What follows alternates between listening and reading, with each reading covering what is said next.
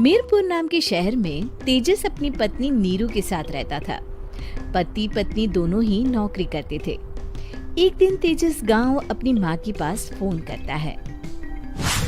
Hello, प्रणाम माँ। जीते रहो माँ, तुम दादी बनने वाली हो। अरे वाह, ठीक है बेटा, मैं कल ही आती हूँ। जब माँ जी शहर पहुंची तो बेटे बहू ने बहुत अच्छे से स्वागत किया। लीजिए माँ जी, चाय। अरे गर्मा गर्म पकोड़े ले आओ माँ के लिए। नीरू रसोई में गई और 2 मिनट में ही पकोड़े ले आई। जी ये लीजिए। बहू, जादू से बनाए हैं क्या? अभी तो रसोई में गई थी। यम्मी। माँ जी, शीला रसोई में पकोड़े तल रही है, मैं बस लेकर आई। हे भगवान, मेरा धर्म भ्रष्ट कर दिया तूने। अब तो गंगा जल से शुद्धिकरण करना होगा। दूसरे दिन, माँ जी मैंने नाश्ता बना दिया है, ऑफिस जा रही हूँ। पर अभी तो घर का सारा काम पड़ा है। शीला आती ही होगी, झाड़ू पोछा बर्तन कपड़े वो सब कर लेगी। हमारे जमाने में घर का सारा काम हम ही करते थे। जी माँ जी, आप बहुत होशियार हैं, मैं घर ऑफिस दोनों नहीं संभाल पाती। तो जरूरत क्या है घर से बाहर जाकर चाकरी करने की? वैसे भी घर का काम खुद करने से घर में बरकत आती है, समझी? पर माँ जी। पर वर कुछ नहीं, इस महीने की पगार मिले फिर ऑफिस बंद। हाँ। रात को नीरू तेजस से कहती है, सुनिए जी, माँ जी बोल रही थी कि मैं नौकरी छोड़ दूं। वैसे ठीक ही तो है, अभी तुम्हें आराम की जरूरत है। फिर भी आराम कहाँ, शीला को छुड़ाने के लिए बोल रही थी। तो अब 24 घंटे में इतना काम तो कर ही सकती हो। पर जॉब पसंद है मुझे, घर पर मन नहीं लगेगा। अगले दिन जब दोनों ऑफिस के लिए निकल रहे थे, मेरी तो कोई कीमत ही नहीं है इस घर में। माँ जी, आजकल महंगाई बहुत है, रहन सहन भी बदल गया है, दोनों नौकरी करते हैं तभी ठीक रहता है।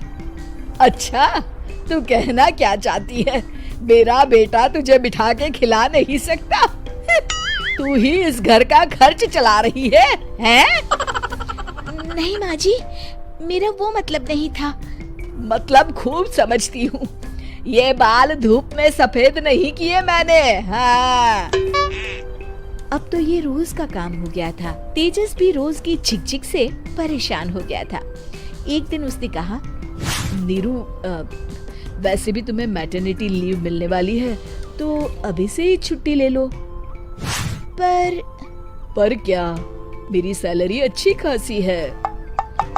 आखिर नीरू ने रिजाइन कर दिया। जब बच्चा हुआ तो घर में सब बहुत खुश हुए।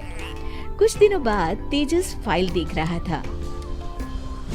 क्या हुआ तेजस, कुछ परेशान लग रहे हो? अब हाँ, वो हमारी जितनी सेविंग्स थी वो तो हॉस्पिटल में और छठी के फंक्शन में खत्म हो गई है नीरू। और अभी वैसे मंदी चल रही है तो मैं बोल रही थी कल मुन्ना को हेपेटाइटिस का टीका लगवाना है। नीरू, क्या पोस्टपोन नहीं कर सकते? नहीं जी, बिल्कुल नहीं। अब तेजस को समझ में आ रहा था कि उससे गलती हुई है। पैसों की कमी का असर घर के माहौल पर भी पड़ रहा था।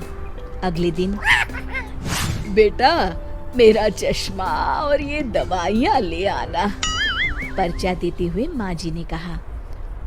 जी। तेजस, मुन्ना के लिए दूध का डिब्बा और डायपर भी ले आना, और ये किराने के सामान की लिस्ट है, इसे भी लाना है। तेजस गुस्से में लिस्ट मरोड़कर फेंकता है और चिल्लाता है, पैसे क्या पेड़ पर उगते हैं? ये ले आना, वो ले आना। अरे पर ये जरूरत का सामान ही है। वो गुस्से में बिना कुछ कहे ऑफिस चला गया। अरे लंच तो ले जाइए। नीरू दौड़कर डिब्बा पकड़ाती है। एक दिन खाना खाने के बाद, नीरू, अब तो मुन्ना कुछ बड़ा हो गया, तो अब तुम वापस ज्वाइन कर लो ना जॉब। पर इस रिसेशन में जॉब मिलना बहुत मुश्किल है। ट्राई तो करो। फिर मुन्ना, माँ जी है ना, और एक फुल टाइम मेड भी लगा लेंगे। पर माँ जी, उन्हें तो पसंद नहीं।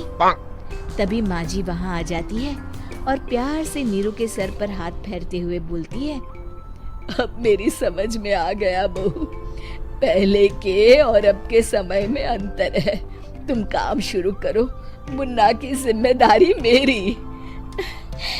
मेरी प्यारी माँ जी। ये कहकर नीरू